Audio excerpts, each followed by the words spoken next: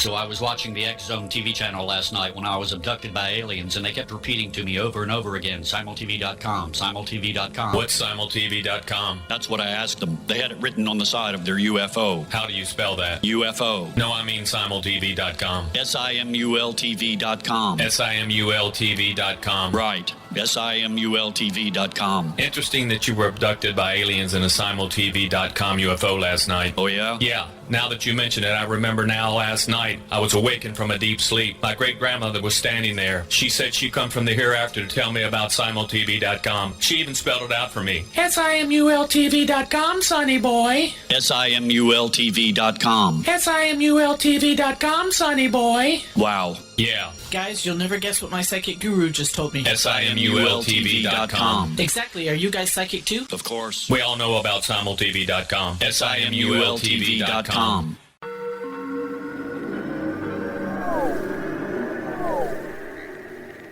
Roswell in the 21st century is a detailed re-examination of the Roswell UFO crash case. I have studied the evidence for more than 30 years, and I now put that evidence under a microscope in a cold case examination of the facts. These facts might not please everyone. They are based on my comprehensive investigation that took years to complete, but they do lead to the conclusion that whatever fell was not built on Earth.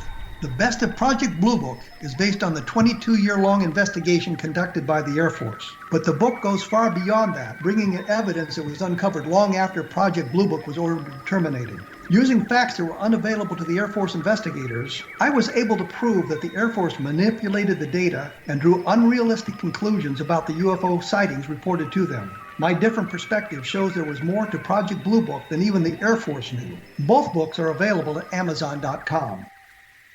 Join Patty Conklin and Healing Within Radio each week. More than entertainment, Healing Within offers educational, useful tools for everyday life. Listen for help overcoming fear, anxiety, and depression. Patty knows about eliminating cancer, MS, dementia, Parkinson's, and a host of illnesses that we face every day. Life can be good. Life is good. All you need are simple tools to start changing your life. Start right now by visiting pattyconklin.com, PATTICONKLIN. No matter where you are in the world, you can work with Patty through Skype, phone, or in person, visiting one of her retreats in Georgia. Visit pattyconklin.com today or call our offices at 404-474-0086. That's pattyconklin.com or call 404-474-0086.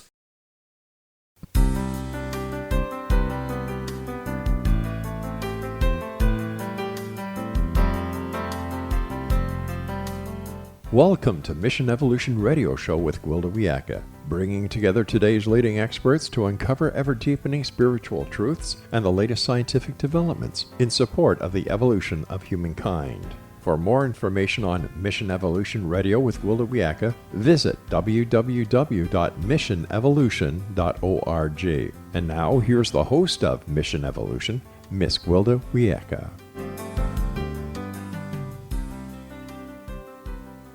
Hello, and thank you for joining me, Gwilda Wiyaka, on another exciting adventure into future possibilities.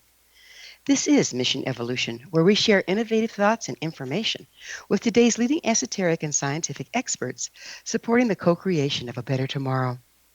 You are a very important part of this discussion. Email info@missionevolution.org with any comments or questions. We'll address them on the very next show. So take notes, sit back, and enjoy. This hour we'll be exploring evolution through innovation and creative thinking. Years ago, educating children was seen as necessary to the future strength of our countries. As a result, most governments provided schools supporting the production of quality citizens and leaders. In the process of ensuring that every child received the education needed, standardized tests were created. At first blush, it was a good idea.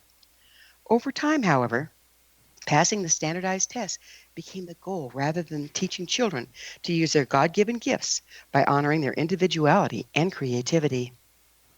Eventually, the very things that encourage creativity, such as music and the arts, were deemed unnecessary luxuries and removed from the system. Now we find ourselves in a unique situation. The old tried and true methods are rapidly failing us. We need innovative and creative thinkers to come up with new solutions to our rapidly mounting problems. Yet we've all been trained in standardized thinking, spoon-fed ideas and entertainment through the media rather than encouraged to create our own. How can we resurrect the atrophied ability to be innovative and create? If we do, can solutions be found to the current problems? It would appear we're well behind the power curve. Can we uncover and engage this much-needed skill in time? With us this hour to delve into the concept of innovation and creative thinking is Dr. Firestien. Dr. Firestien has taught people to lead the creative process worldwide. He is senior faculty and associate professor at the Center for Applied Imagination at SUNY Buffalo, author of Create in a Flash, A Leader's Recipe for Breakthrough Innovation, and president of Innovation Resources, Inc. His website, rogerfirestien.com. Roger, on behalf of our audience and myself, thanks for joining us on Mission Evolution. It's my pleasure. Thank you so much for having me. So let's start by, what's your educational background? Well, I'm a music major. I originally started out as a music major from the University of Northern Colorado in Greeley, Colorado. And I began to, as I was going through college, I earned my way through college by teaching guitar lessons. And my beginning students, I found, were not enjoying their beginning lessons very much. And so I thought if I could get them to get more creative, they'd enjoy their lessons more. So I started reading about creativity in this place in the State University of New York College at Buffalo. It began coming up again and again in the literature. In 1977, I called out here, was able to talk to the director at the time, Dr. Sidney Parnes. And in 1978, I moved from Greeley, Colorado to Buffalo, New York to study creativity and innovation. Since then, I've been a faculty member in 1984 at the center. It's the only place like it in the world. It's the largest collection of folks worldwide that study creativity and innovation on a world basis. We have an international program and a distance program. I got my master's degree there in creativity studies in 1979. I got a doctorate in organizational communication in 1984. Been on the faculty there since 1984, which is why I'm the senior faculty. Been there the longest. And then I consult nationally and internationally with organizations that range from Fortune 500 companies to universities to churches to schools. And then, as you mentioned, the latest book, Create in a Flash, A Leader's Recipe for Breakthrough Innovation, is really just a summary of the last 40 years of what I've learned about creativity and innovation and the things that stick, the things that people can use on a consistent basis. And so we have text in the book, but we also have lots of pictures in the book because a book on creativity needs to have pictures. Needs to be creative with pictures. Needs to be creative, absolutely. Yeah. So is creativity something we're either born with or not, or can it be developed? You see, there's the big question, the nature-nurture thing. Of course, we have different abilities in many different ways, but our belief is, and our research shows, is that you can become deliberately more creative. And there's certain specific techniques and methods to do that. What we've done is we've studied people that have been labeled as highly creative over the years. We take a look at the behaviors that they do. And so we can teach you to do that. One of the things that highly creative people do is that when they come up with ideas, they don't judge them right away. They just get them out there. And so one of the guidelines for generating ideas is to just defer judgment. Don't judge those ideas until you have a number of ideas to choose from. Boy, that has a lot to do with self-esteem, though, doesn't it? It sure does. Absolutely. And it's crucial. As a matter of fact, if you take a look at the guidelines for generating ideas, defer judgment, strive for quantity, seek wild and unusual ideas, combine and build on other ideas, you can transfer those directly to self-esteem. Well, some of our most creative people are the ones that have been labeled with ADD, ADHD. And then, of course, there goes their little self-esteem. So, you're wild thinking, this isn't grounded. But if we stay in the mundane day-to-day, we don't come up with new solutions. Well, that's absolutely correct. And there's some myths out there about creativity. People believe that only the eminent creators are creative. That we call that, this is sort of the 4C model of creativity. So we have the big C creativity, which is the big creators. Then we have mini little c creativity, which is the kind of creativity we do all the time. Making a delicious meal out of the leftovers in the refrigerator. Then we have mini C creativity, which is learning and coming up with new insights. And then we have pro C creativity, which is professional creativity. So people in your business that are professional creative types, That's what they do for a living. But we're all creative. We create in different and valuable ways, and that ties directly into self-esteem. So right now, currently, there's much peer pressure to conform in our school systems. What effect is this having on our ability to be creative? Well, that's the bad news. Since 1990, children's ability to think creatively has been decreasing significantly. And this is particularly true in kindergarten and the first 2 to 3 grades, where really it's essential that creative spark be nurtured, be fanned. Because one of the things that we know as children get older, peer pressure begins to come in. That's one of the things that stifles creativity. But one of the things that we're also learning, as you mentioned in your introduction, is people are looking for the one right answer. They want to pass the standardized test. And as we all know, there's lots of different answers. The other thing is people are given the problem to solve. What happens today is that we don't just have problems presented to us like what's 2 plus 2. We have problems presented to us like what we're facing in the world today, undefined problems, things that we haven't experienced before. And that's where creativity is essential. Yeah, it's time because the same old solutions aren't working in our very intense times. I mean, that's becoming obvious. So what do you see the major things that are causing a loss of creativity? Well, I think a number of things. One, the idea of no child left behind, and making sure that everybody passed the standardized test. There's this old story about the animals went to school, and there was the squirrel and the fish and the robin, and the squirrel wasn't very good at swimming, and neither was the robin, so he got graded poorly on that test, and the fish wasn't very good at climbing trees, so he got graded poorly on that test, and neither one of them were very good at flying, so they got graded poorly on that test. Well, we're all different.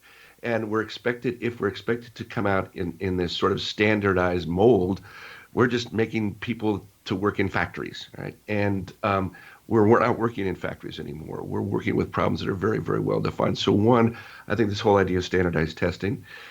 The other thing is I also believe is that people and children are particularly overscheduled.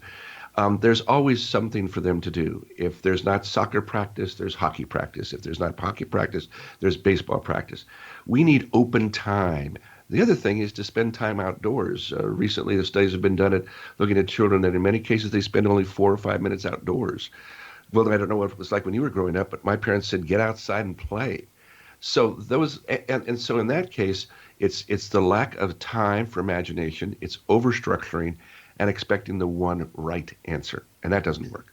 Well, you brought up an interesting word, imagination. We're taught to be in our brain, not in our imagination. They're two different places. While they communicate with one another, the imagination is free flow and the brain is very linear. When children are told, oh, honey, it's not real, it's just in your imagination, increasingly, we don't go there. And isn't that where all creativity begins? Well, Albert Einstein once said that imagination is more important than knowledge because knowledge is limited and imagination spans the world and the universe. And that's what got Albert Einstein doing all of his incredible stuff. That was his imagination that created the theories of relativity. All ideas begin in the imagination, and we can have all of the knowledge, which is crucial. If you're going to be creative in a field, and if you're going to be an eminent creator, you need to know about the field. If you're going to be a great composer, you need to know how to write music. You need to know how to read music. You need to know what all the instruments do. But there's a difference between a technician and a composer. And I think in many cases what we've turned out children or folks that are just being technicians. They're reciting back what they're expected to do on the test. They're not asked to think critically and creatively. So imagination is absolutely crucial. And unfortunately, with solutions that are ready-made, like video games and things like that, and that's not a room for imagination. We need to make up those games. Yeah, well, it's about time for us to take a commercial break. However, on the other side, I'd really like to get into this being spoon-fed and what impact it's having on our ability to be creative. So Roger and I will return shortly. Don't go away. You're listening to The Mission Evolution, coming to you on the X-Zone Broadcast Network, www.xzbn.net. We will be back.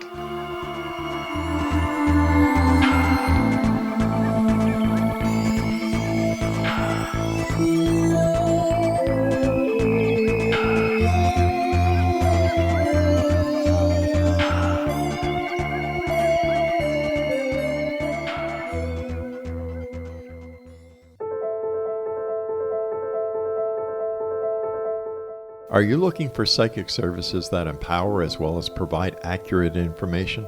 Jenny is a third-generation psychic with extensive esoteric training. A practicing professional intuitive for over 30 years, her accuracy is astounding. While most psychics can read what will happen to you if you don't change directions, Jenny understands the future is subjective. While there is a river of time we all traverse, that river has many waves, eddies, currents, and tributaries from which to choose. With Jenny as your guide, you can explore the many possible outcomes in the river of time and navigate your course to the one of your liking. Take control of your future. Book your life-changing session with Jenny today at www.gen-e.net. That's www.gen-e.net.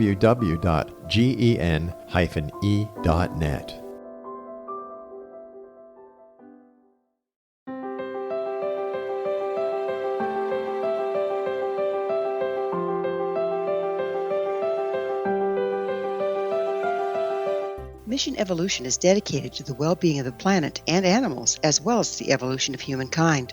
One major factor threatening all three is increasing toxicity. Heavy metals and other environmental toxins are poisoning our bodies, deteriorating our brains, blocking our spiritual connection, and shortening our lives. Yet these poisons are extremely difficult to remove. I'm Gwilda Wiyaka, and I recently became aware of a product created from the marriage of nature and nanotechnology called Vitality.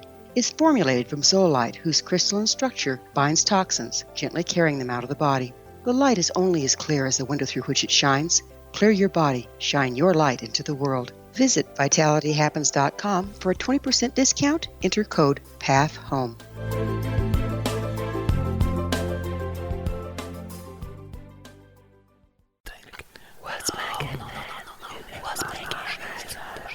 In the mid-1990s, I was approached by a young woman who believed she'd been abducted by alien creatures.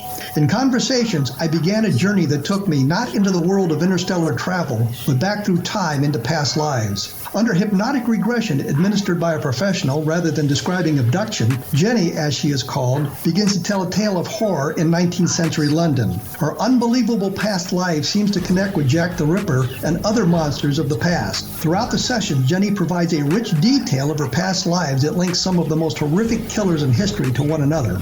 Using the resources of a university library in the pre-internet's day, I was able to verify some of Jenny's claims.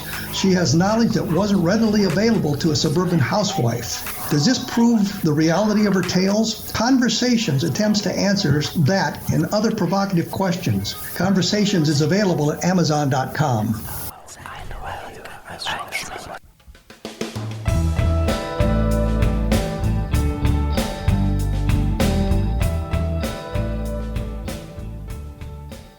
Hello again. This is Mission Evolution, dedicated to unification and evolution of consciousness. To all the members of our faithful and thoughtful audience, we really value your opinion and would love to hear from you. What do you think about evolving through innovative thinking?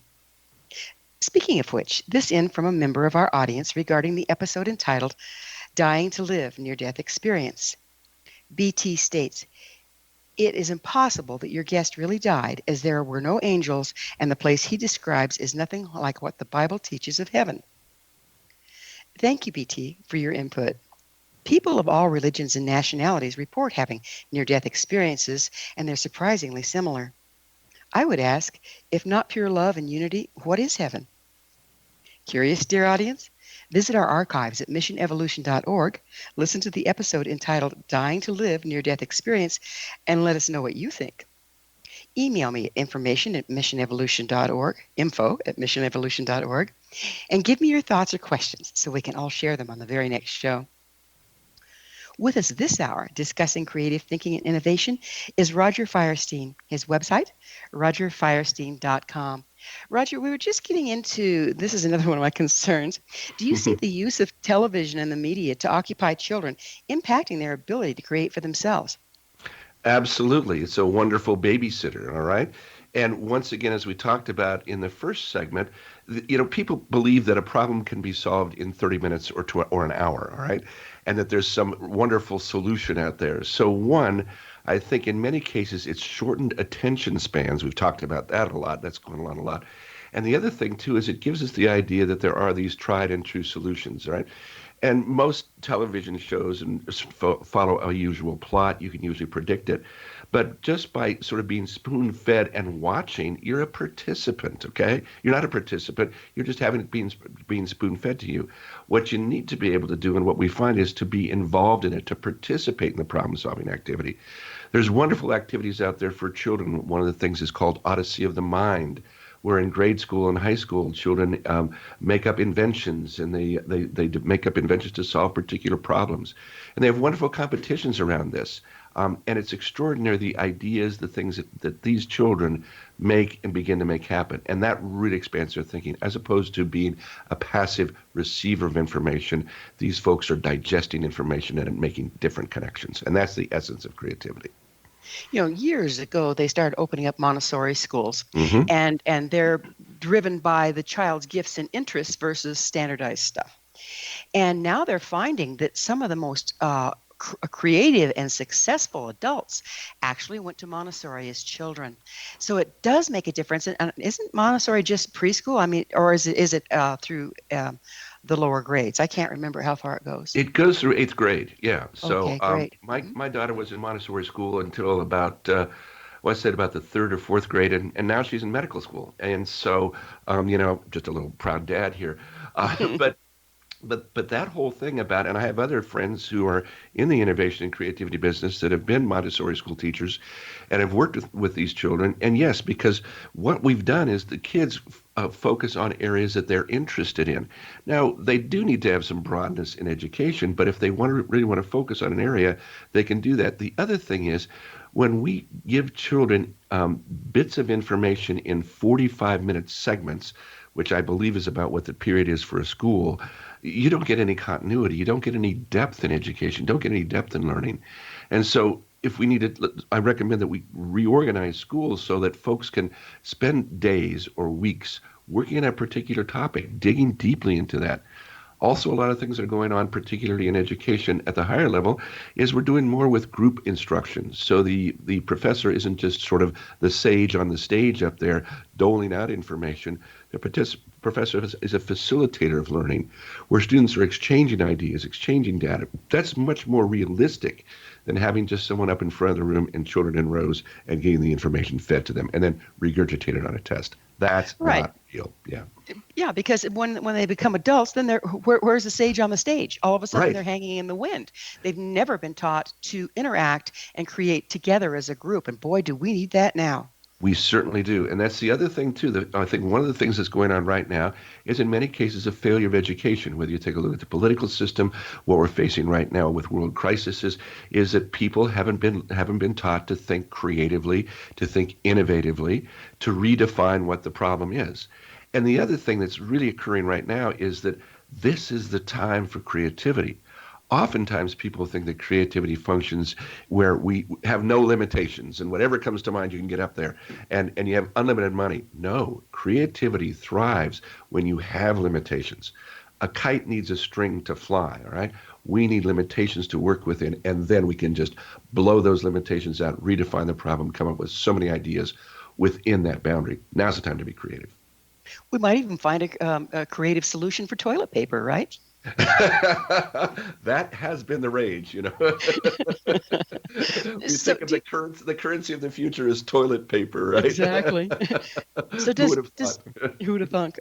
Does vegging in front of a television impact the creativity as adults as well? Of course, yeah. I mean, because all you're just an observer there. You're not participating. You're not doing anything. So as an adult, get into your workshop, my mother, who is 89 years old, always has a project going on. She's a quilter. She did calligraphy. She makes purses. She makes all these extraordinary things. We actually talk about her in the book. And I was just talking to her because she had a birthday this weekend, her 89th birthday, and she's always very busy. She's always got stuff going on. And she said, when my friends call me, they say that they're bored. She goes, I can't understand that. I have all this stuff going on. So creativity actually thrives later on in years. You're not just creative early on. Creativity is actually a life force that keeps you going, and we have research on that says that. So do something. Don't just sit there passively. Make a difference in the world. Quilt, draw, right. And there's so many things that we can do. There's so much richness in this world of things that we can create with. It's extraordinary. Well, the mindset that, you work until you retire and then you go, sit with a fishing pole, maybe if you have anything left in you. That mindset is taking away our richest resource, which is the substance that the elders have gathered over years and years and years. And if they don't continue to participate and create, we're losing all of that. And I see that as being a huge problem. Do you? Absolutely. It's a really huge problem. And the other thing that you find too is that people that are doing the work that they love, they don't retire. I mean, I love what I'm doing, and I'm going to be 65 this year, and the 6th book just came out, and we're having all these wonderful conversations, and I'm working with young people in this, and we're teaching and everything. Why would I retire when I'm doing something that I'm passionate about? Exactly. And so, and I think that was the intention originally, that, okay, you retire, then you do what you want to do. Well, wait a second. Why don't you do what you want to do and make a living doing that? And so I tell my students, as one of my mentors said to me, do what you love and the money's going to follow. But it's important to do what you love. Well, isn't that doing what we love? Isn't that the guidepost to take us into where we're truly creative and can make a difference? Absolutely. I mean, do you think that when the Beatles first came out, they played music for money? No, they played wherever they could. And so that's also the thing that we call intrinsic motivation. We find that people are going to be most creative when they're intrinsically motivated by the task. In other words, they're doing the task for doing the task. So if you love to garden, chances are you're going to be probably pretty creative about your gardening. If you love to write, chances are you're going to write some pretty creative and interesting stuff. If you like to build things and you have the skills, you're going to create some pretty creative stuff. So one is motivated intrinsically because you love to do it, then having some task skills so that you know how to do it. And then the third thing is the motivation to do it. And that's the thing. I'll take a person that's motivated and intrinsically motivated anytime, and because they can move the task forward. What about the other side of that coin, though? I find that I can be doing dishes or laundry, and I still find joy in the task. And it seems like we've labeled so many things as mundane and beneath us that we're taking the joy out of everyday life. Oh, my goodness. Absolutely. Well, there's some wonderful Zen things around that. When walking, just walk. When sitting, just sit. When carrying wood, carry wood.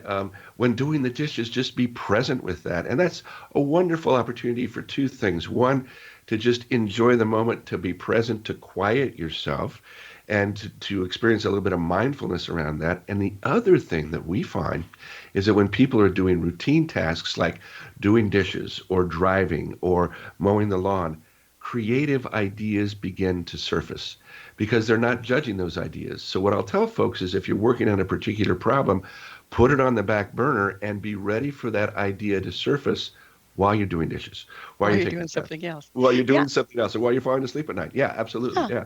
Yeah. Well, I have this funny thing that I've done all my life, and that's to find the absolute best and easiest, most expedient way to do mundane tasks. Do them that way every time, which frees up my imagination to go elsewhere. And if we can, it becomes meditative, really, doesn't it? It certainly does. And it's really funny that you mentioned that because when I teach my classes, my students go, do you wear the same clothes all the time?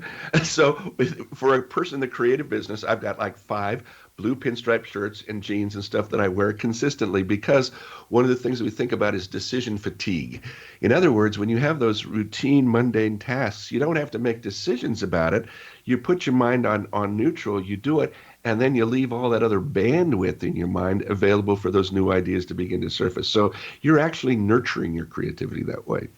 It's amazing, isn't it? It really is. It's just amazing. So we are just about to come upon another break. But on the other side of it, Roger, I'd really like to go into this wonderful concept you've come up with, deliberate creativity. You game? I sure am. Okay. But it is time for another quick pause. Roger and I will return to our discussion shortly, so you stay right there. This is the Mission Evolution, where we come to you through the X-Zone Broadcast Network, www.xzbn.net.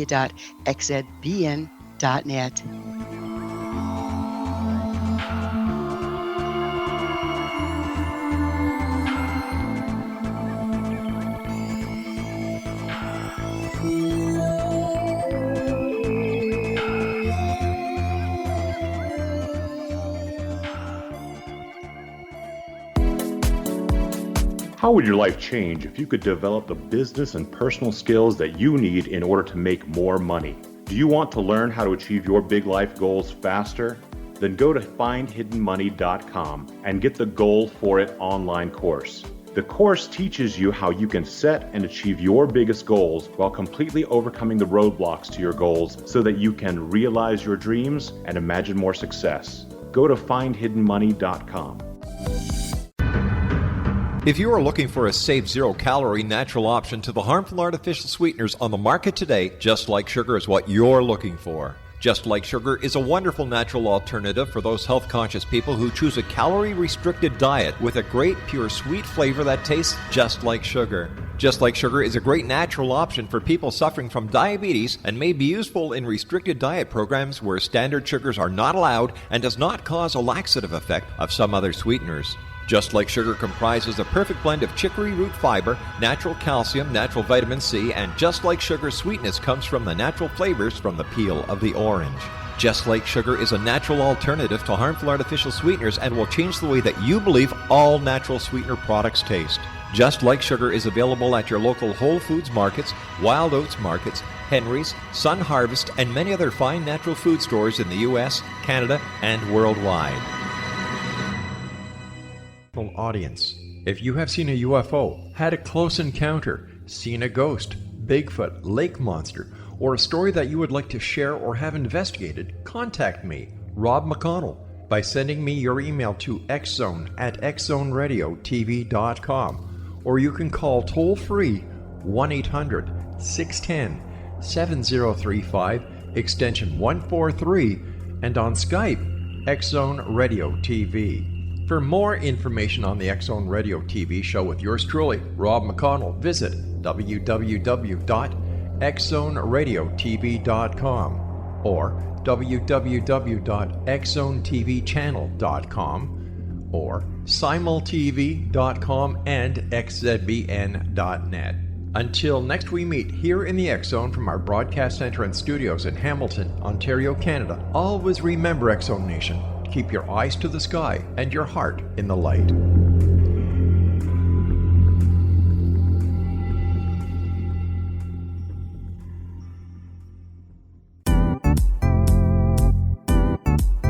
Memorable dynamic presentations are a not-so-secret weapon in the business world. Do you have a powerful message that must be shared, but you haven't found a way to deliver that message? Do you want to be known as a top public speaker who gets amazing results? Are you ready to create and deliver your powerful message? Thomas Hides can help you create and deliver your speech to get the results you desire. Visit iconquality.com. Welcome back. This is Mission Evolution. Did you know our entire Leading Edge information-packed episode collection is available to listen or download with our compliments? Visit our archives at www.missionevolution.org for our ever-growing selection of guests and topics. Our special guest this hour is Roger Firestien. We're speaking about innovation and creativity. His website, rogerfirestien.com. So, Roger, as promised, before we took a break, I'd like to go into your concept of deliberate creativity. What is that? Well, there's a number of things here. First, if we take a look at how to be deliberately creative, there's a couple of things that we really want to stress. One, we've talked about this a little earlier, is to not judge ideas while you generate them.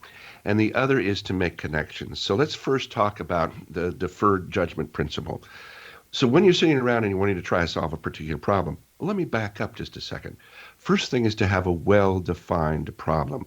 And the language that we use to describe a problem is really going to determine how we're going to solve that problem. For example, I love that idea because there it is. Yeah. Because it seems like we create solutions to assumed problems and we're chasing our tail. Exactly. So let's play around with this just for a minute. So say you're working on something and somebody says, we don't have any money for that. What does that do to your brain? It stops your thinking. Your brain goes, okay, let's not be looking around. We have no money for this, but let's try this. Let's rephrase that and say, how might we raise the money? Or how might we reduce the cost? Those two phrases prompt your mind to begin to search for ideas. You're using language to tell your brain to go look for ideas. So the way you phrase a problem is essential if you want to go out and solve that problem. So we use words like how to or how might. That's the first thing. So So say, how might we increase the audience that we're working with? Well, okay, there's a well-defined problem there. So let's take that as a problem that we're going to work on.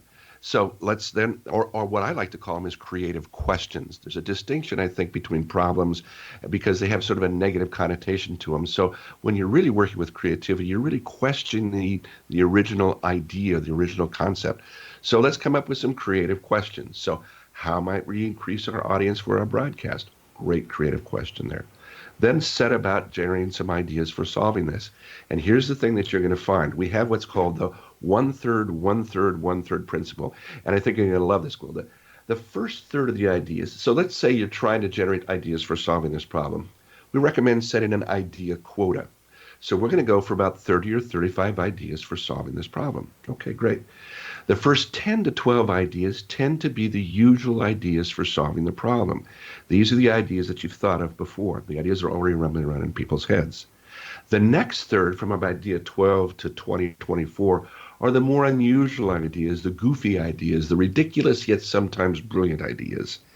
Now, those ideas spur the new innovations, the new connections that occur later on in the creative process, at about idea 25 to 35 or so.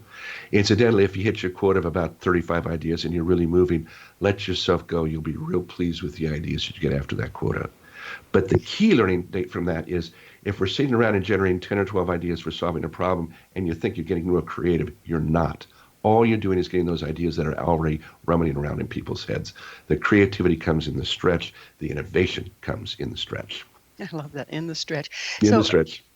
But don't we need to back up and examine what we view as the problem to start out with? We can define it well, but if it's not really the problem, we're wasting our time. How do we decide if it is indeed worth our zeal? Boy, I'm so glad you asked that, because the same principle that you use to generate ideas, you use to redefine what the problem is. So let's say the problem is, how to increase our broadcasts, how to increase our members, or how to increase our reach. What we recommend then is to generate 10 or 12 or 15 different ways to state the problem, then go back and review that. And oftentimes, what we think is the problem isn't the problem at all, as you mentioned. It might be a symptom. It might be something that's off in left field that doesn't relate to it. And in my work, when I've worked with groups all over the world, 90% of the time, or I'd say about 99%, what the client thinks is the initial definition of the problem is not the definition of the problem at all. So that's why we recommend, as we talked about, not only generating ideas, but generating lots of different definitions of the problem. Then you can take a look and say, oh, that's the issue there, or that's the issue there, or there's 2 or 3 creative questions that we have to solve. So you're right on the money with that. Don't accept the first definition of the problem. Redefine it just like you generate lots of ideas.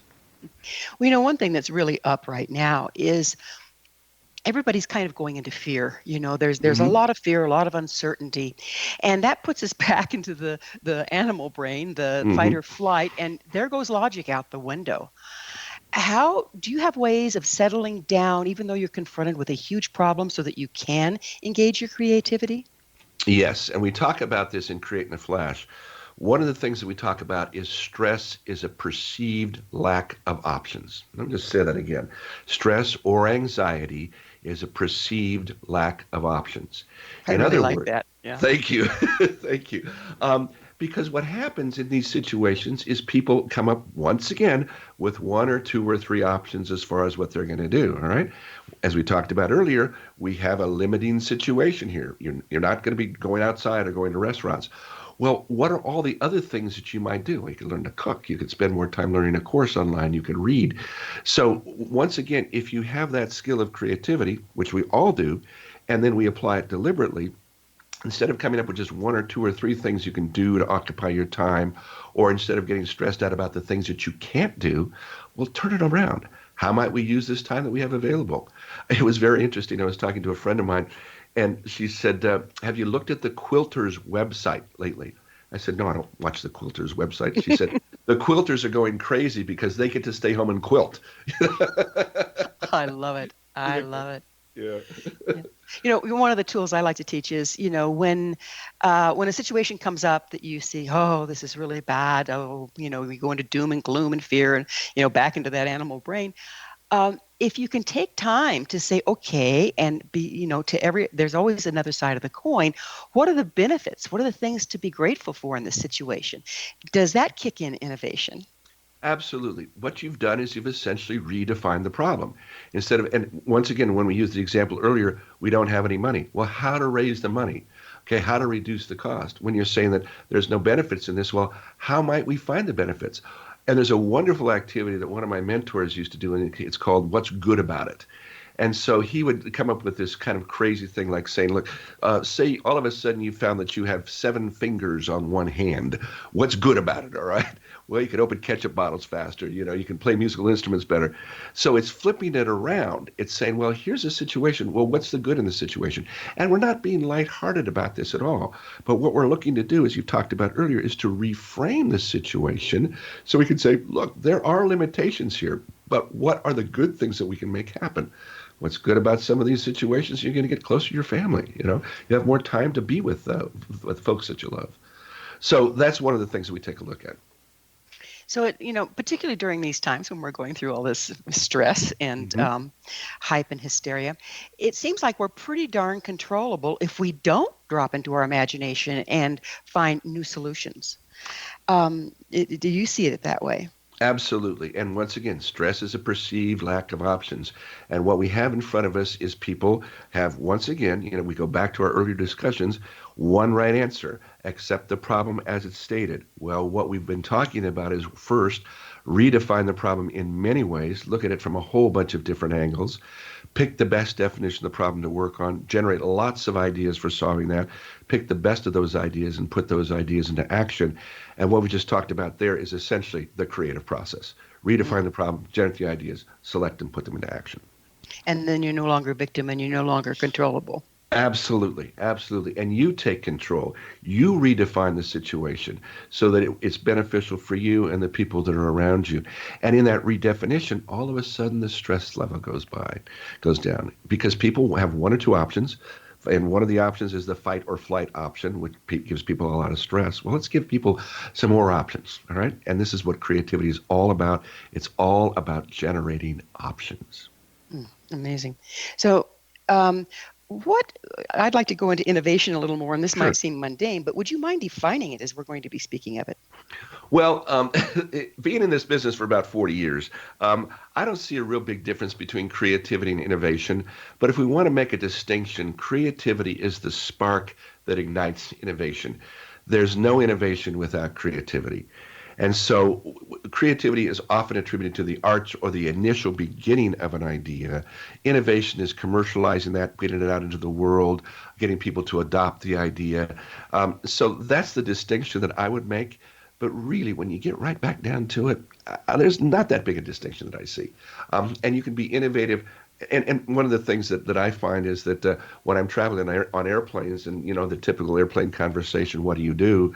Talk to the person next to me and I say, well, I'm a creativity consultant. And they go, creativity consultant? Do you do basket weaving? Do you, are you an artist? Or the same scenario, I say I'm an innovation consultant and the person perks up. Oh, innovation, we love innovation. It seems that people, particularly in business, are much more comfortable with innovation and not so comfortable with creativity, because creativity we associate with sort of the wild bohemian art sorts of things. Well, no, you got to have both. Yeah. But listening to you speak, it seems to me like the creativity is where it's in the ethers, in the imagination, in the quantum level, and the innovation is as you start to bring it into physicality. Exactly. Would that match up? Absolutely, yeah. The creativity is the initial spark, the initial building, the genesis of the idea, and then the innovation is you're rolling it out, okay? And you're dealing with the problems with the rollout, and you're dealing with the issues of getting people to adopt the idea. And there's a whole study called the diffusion of innovations that actually takes a look at about how new ideas or new practices are adopted, and you can get Yeah. We'll have to go into that on the other side of a commercial break. But Roger and I will be back shortly to continue our discussion on how to be creative and how to be innovative. So don't you go away. This is Mission Evolution on the X-Zone Broadcast Network, www.xzbn.net.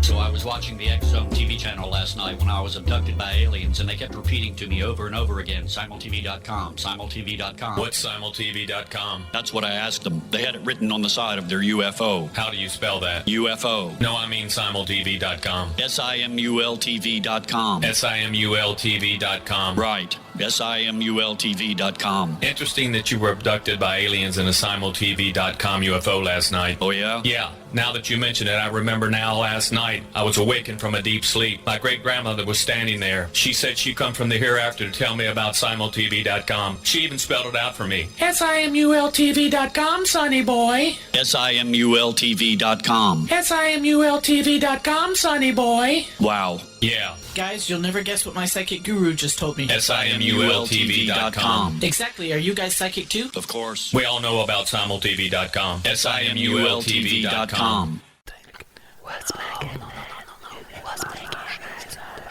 In the mid-1990s, I was approached by a young woman who believed she'd been abducted by alien creatures.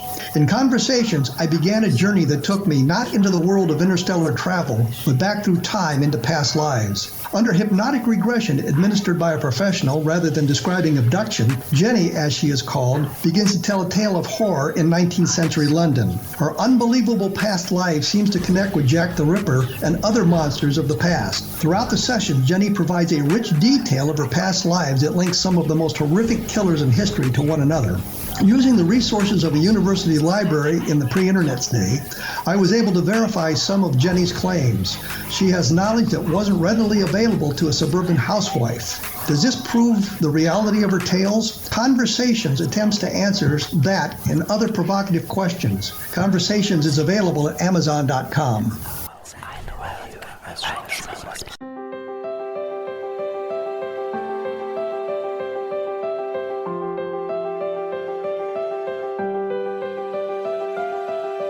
Mission Evolution is dedicated to the well-being of the planet and animals, as well as the evolution of humankind.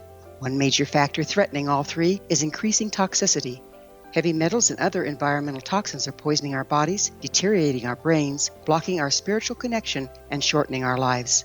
Yet these poisons are extremely difficult to remove. I'm Gwilda Wiyaka, and I recently became aware of a product created from the marriage of nature and nanotechnology called Vitality. It's formulated from zoolite, whose crystalline structure binds toxins, gently carrying them out of the body. The light is only as clear as the window through which it shines. Clear your body, shine your light into the world. Visit vitalityhappens.com for a 20% discount. Enter code PATHHOME.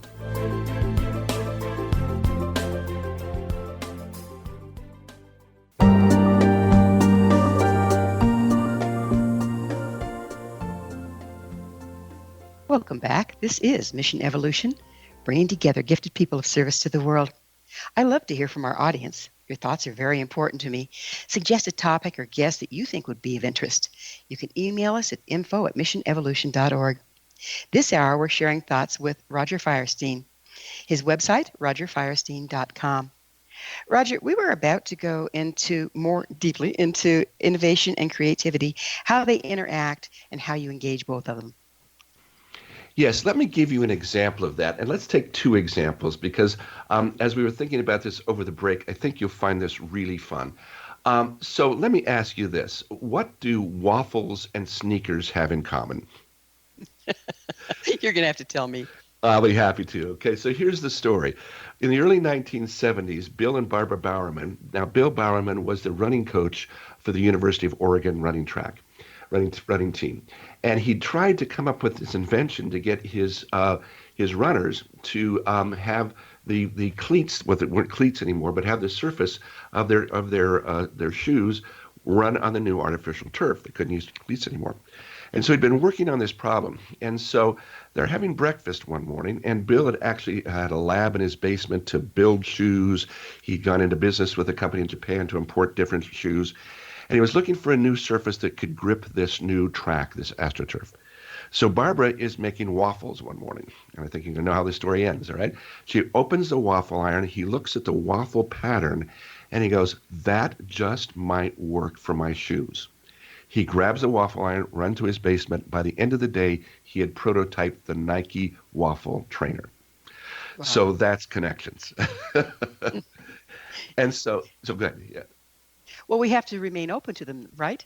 I mean, Exactly. if we're in an inquisitive state of mind versus fear again and lack, then we can be open to that. How can we engage in that part of our brain so that we're open to these innovative thoughts and connections? And that's the beauty of it. You see, Bill Bowerman had been working on this problem for months, right? So the idea is, how can we do this deliberately? So let me give you another example. We have a large General Motors forge plant up here, and what this plant makes is it makes ring gears for cars. Now, a ring gear changes the direction of power in your car. If you have a rear-wheel drive, you have a ring gear back there. It moves the direction of the power from the engine to the rear wheels. The way you make a ring gear is you take a hot piece of metal, you put it into a die, you put about 50 tons of pressure on it, and this ring gear comes out the other side. Now, that was until a number of years ago when these gears began to get stuck in the dies. And so what would happen is the operators would put a slab of grease on the die would hold the residue, the dies would break. Each die was costing about $4,000 or $5,000 a piece. They were breaking about, they were breaking about 10 of these a week. Big problem, right? Now, some of the folks have been trained in creative problem solving at this plant because they'd worked with us over the university. And so one day at the end of the shift, a couple of the team leaders brought together a group of folks that were from all over the plant. He gathered whoever he could who was trained in creative problem solving. And they started to work on the problem of how to prevent the ring gears from getting stuck in the dies. And this goes back to our making connections that we talked about a little bit earlier. So they started to generate some ideas, and then they got stuck. And one gentleman said, you know what? He said, we've got a sticking problem here. He said, my wife's got this product that's called Pam. You spray it on the pan, and the vegetables don't stick to the pan. What if we sprayed the gears with Pam? Now, there's a chemical engineer in the group, and he said, you know, Pam probably won't work, but an oil and soap solution just might do it. They rush out, they buy spray bottles, they get about 50 cents worth of solution, about $1.50 spray bottle. This $2 solution they spray on the dies, the gears don't stick. They save $50,000 a week just by the simple connection of making a cooking product a connection with an industrial problem. So by being open to that, by allowing folks to come up with those unique ideas and to make those connections back, and then by following those guidelines of not judging those ideas, they solved a $50,000 a week problem. And solution being the key word there, right? Exact solution is the key word. Display the solution on the die, yes. So let's change gears a little bit here, but you're kind of leading into it.